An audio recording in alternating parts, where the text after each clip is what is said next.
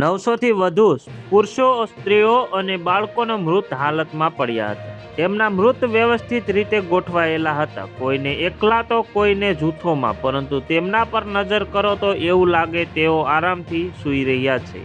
કેટલાક બાળકો તેમના માતા પિતાના ખોળામાં સૂતા હતા.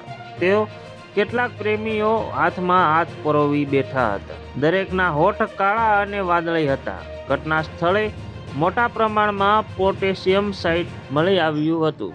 એ ઝેર ભેળવેલા શરબતના અનેક ગ્લાસ પણ મળી આવ્યા હતા.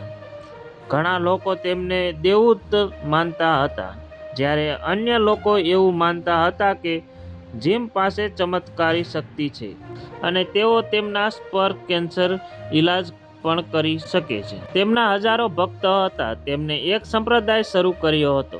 તેમણે તેમના સંપ્રદાયને એક નવા ચર્ચની સ્થાપના કરી હતી અને તેનું નામ પીલ્સ ટેમ્પલ રાખ્યું હતું.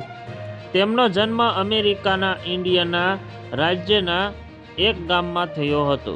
તેઓ નાના હતા ત્યારે બીજું વિશ્વયુદ્ધ શરૂ થયું હતું. તેમની વયના બાળકો યુદ્ધની રમત રમતા હતા, પરંતુ જીમ જોન્સ ધાર્મિક ઉપદેશ સાંભળવા જતા હતા. તેમણે 5 ચર્ચનું સભ્યત્વ લીધું હતું અને નિયમિત રીતે 5 ચર્ચમાં હાજરી આપતા હતા.